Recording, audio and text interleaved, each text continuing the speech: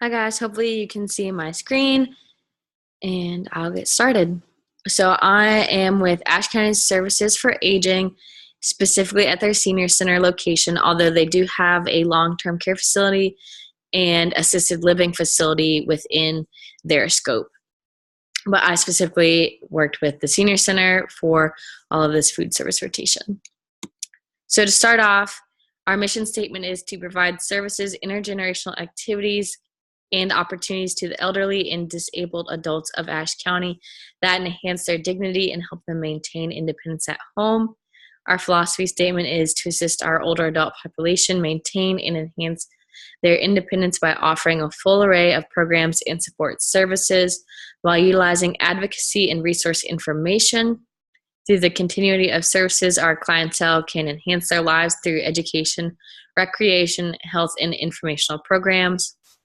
And our vision statement is that Ashe County will be recognized as a premier resource for older adults in the county. And I really feel like we meet our vision statement. We are considered to be a senior center of excellence, which means that we have a certain number of programs, a certain number of activities to achieve that. And being a senior center of excellence means that other senior centers in North Carolina can look to our senior center as a model to base theirs on. So we do a really great job with programs and things like that. So specifically with the food service department, it's very, very, very, very small. So we have one nutrition supervisor, and that's Brenda. She's in charge of billing, maintaining and getting clients, budgeting and finding funding, and then also speaking about our programs to the public. And then she also supervises the two cooks. And the two cooks are 35-hour-a-week part-time employees, and they work 7 to about 2 p.m. in the afternoon, and they're responsible for creating the home-delivered meals, the intergenerational daycare meals, and the congregate meals. And they typically make about 180 servings to 200 servings a day. So with our home-delivered meals, there is a set number of people who receive those meals, but due to the type of funding they're on, whether they're private pay, Title III, or community assistance program funding, that can determine how often they get meals. Typically, if they're private pay or Title III, they receive meals every day. If they're on CAP, which is, again, the community assistance program, sometimes they receive meals only 2 times a week or 3 times a week. So those numbers can change daily, but are typically within the 60 to 70 range. Another reason that numbers might be low one day would be, especially with flu season, there have been a lot of people who have been sick. So anytime they're in the hospital, they'll call out and say, like, I don't need meals today, or we've had a couple people pass away, or go to long-term care facilities. So they're no longer in need of meals, and we'll call out for those. And then for the intergenerational daycare, we typically have between 10 to 15 adults, 20 to 30 children. This number can be higher or lower depending on the day, but typically these numbers are pretty well within that range. Congregate meals is really when we see drastic changes in numbers. Like, we really never know who's going to show up. Like, typically it's slow on a Thursday, except today was one of the nicer days in a long time, so we had more people come out. Or sorry, that was Wednesday. So more people came out, and we actually ended up running out of food, because even though people are supposed to call in before they come to a congregate meal, they don't always call in, and so we don't always know how many we're expecting, which is definitely an issue.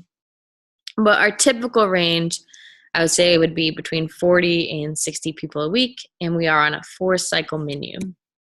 So our sources of funding for the nutrition programs are Title III, which is the Older Americans Act, Community Assistance Program, which is also known as CAP, private pay, and donations given by the congregate meal participants. So the congregate meal participants also have to pay a $1 charge. They get billed for this, and it's just $1 per meal as long as you're over the age of 60 years old.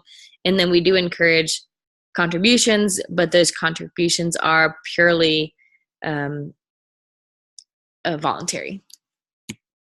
So this is the kitchen. I'm just going to kind of walk through the kitchen in this layout. So I started with the prep table over here on the left, and then here are the two braziers.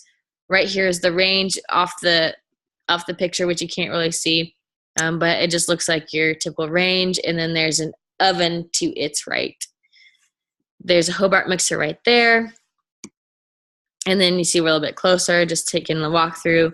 This area over here on the right is kind of a storage area. There's a rack right here that used to be really junked up, but on a snow day, which I forgot to mention that for home delivered meals and congregate meals, if school is canceled, those meals do not go out. So on snow days for the school, we only provide meals for the intergenerational daycares. And partly that is because of just road conditions can be bad. And we don't want our drivers going out there, and we also don't want our seniors to come in. So in any case, on one of those days, I took the initiative to clean that area up. So now it went from a junky area to having more storage space. In the back right here with these cabinets, this bottom shelf is where we keep all our chemicals, and this top shelf is where we keep clean aprons. And then to the left over here is washer dryer, our water heater, and a mop sink, and where we keep our mops and brooms and stuff. And then to the right is a bathroom.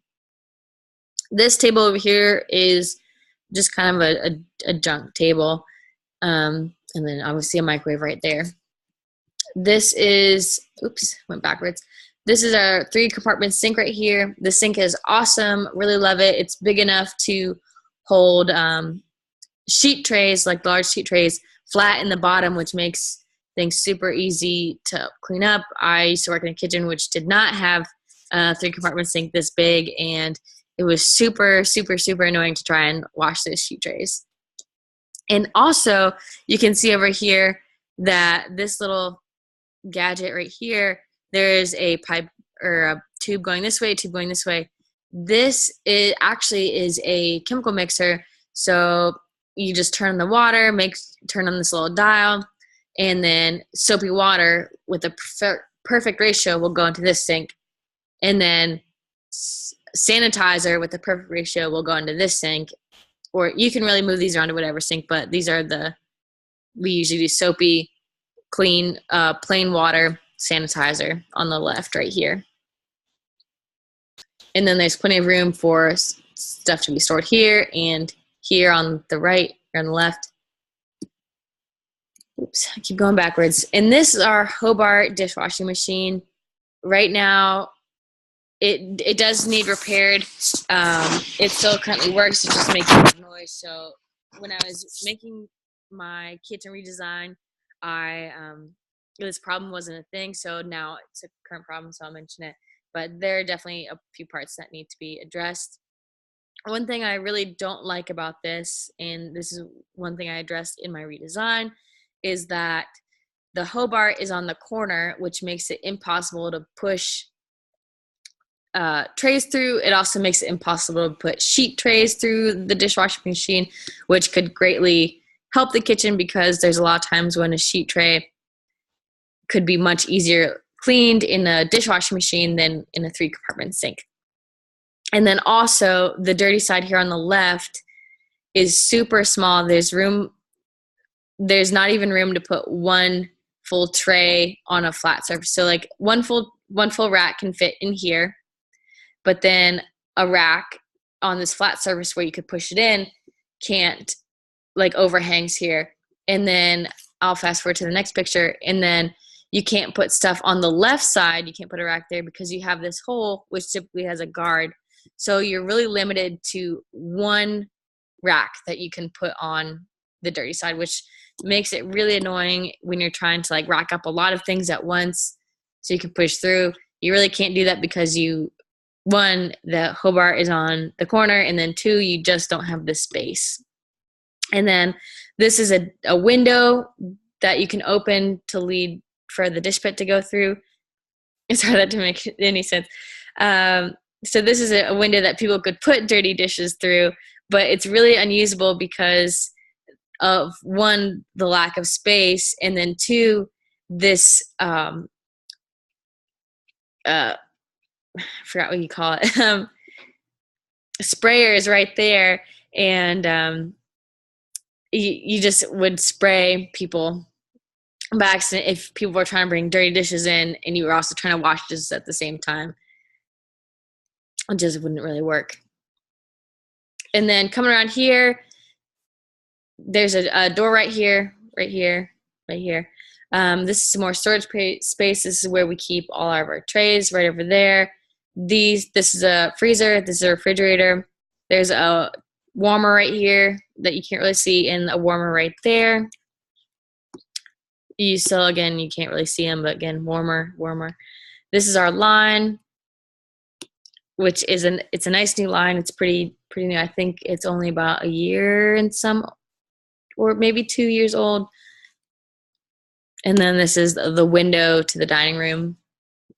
And this is also where we do all of our packing out for home delivered meals, all of our daycare meals. So what we do with daycare is we'll set our trays up. They'll either set here or set on the other side of the line. There's a little lip or sorry, mine's drawing a blank. A ledge that you can put trays on. So we'll either stack them here or stack them there, and then those trays will get put in the warmer until someone from the daycare comes and picks them up. And then we'll also pack out congregate meals. We won't pack those out. We just serve them from this window. This is our 2-compartment prep sink. It's nice and big, just like the dishwashing sink or the pot sink. We keep our cardboard here. Normally it's broken down, and normally this cart isn't as full. But here's our meat slicer. Here is our Robocoup for grating things. And then this door, leads to our walk-in and freezer. So you go into this door, you're in the walk-in refrigerator. There's an inside door, which you can open, and it'll take you into the freezer. And I actually really like this design.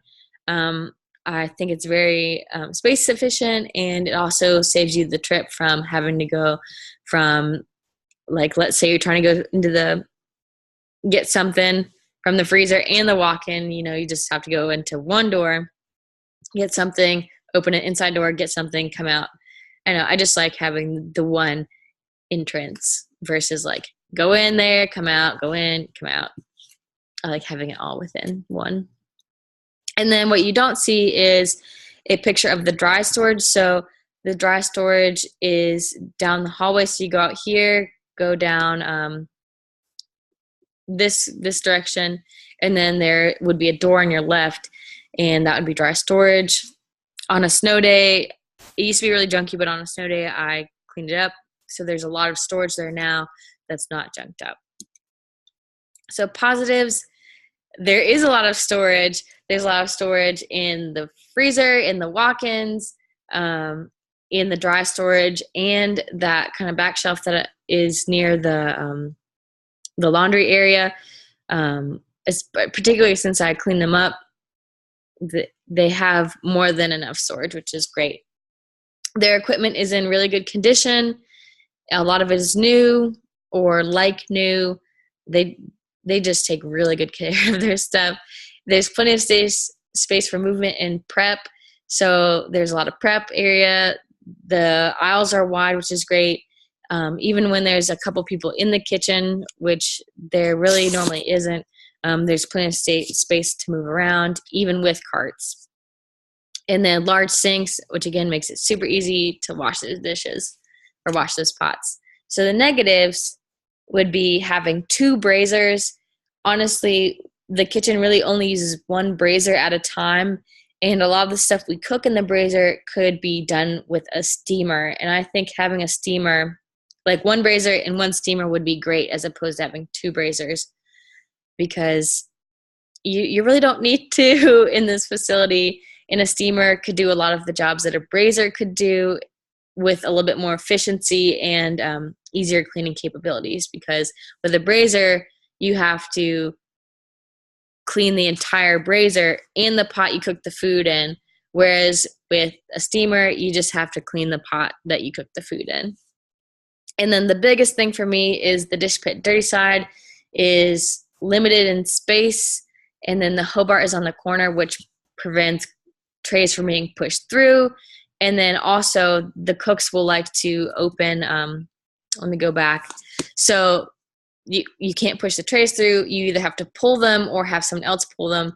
And then the cooks a lot of times will pull the trays themselves when they're washing dishes, and they'll open the dishwasher from the clean side, which is not good. And it's basically just annoying. And so here is the current kitchen design.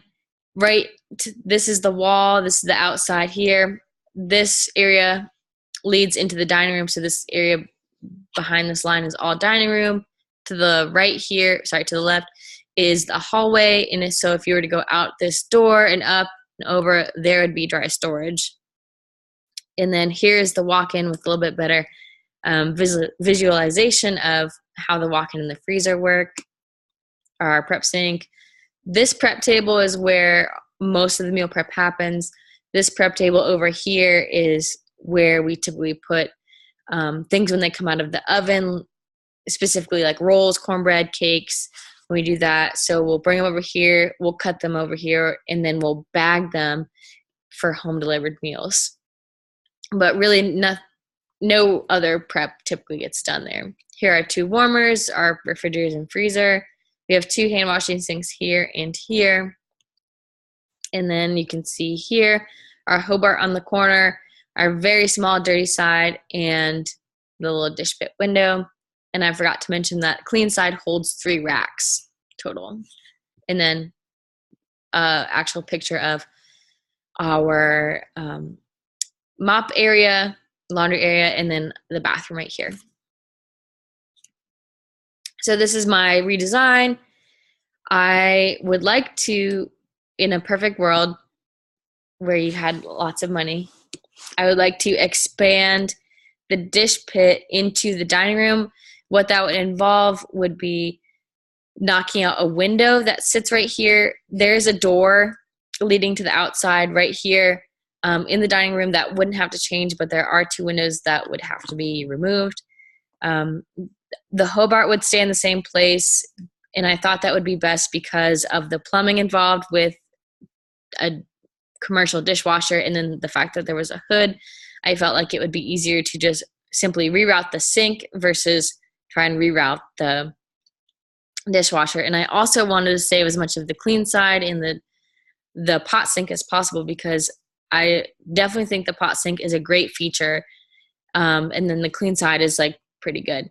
My main thing is that I wanted the Hobart to be able to push trays through, push racks through and be able to put sheet pans in, and then to have this more room on dirty side so that more racks could be, pre-racked, and just more storage space in general, because in order to get that space, we put things on carts, which the carts are sanitized daily, washed and sanitized daily, but they just tend to take up room right here, specifically in the busy times when we're washing dishes, because we tend to wash all the trays all at once, because they all just come in at once, because we're only doing lunch.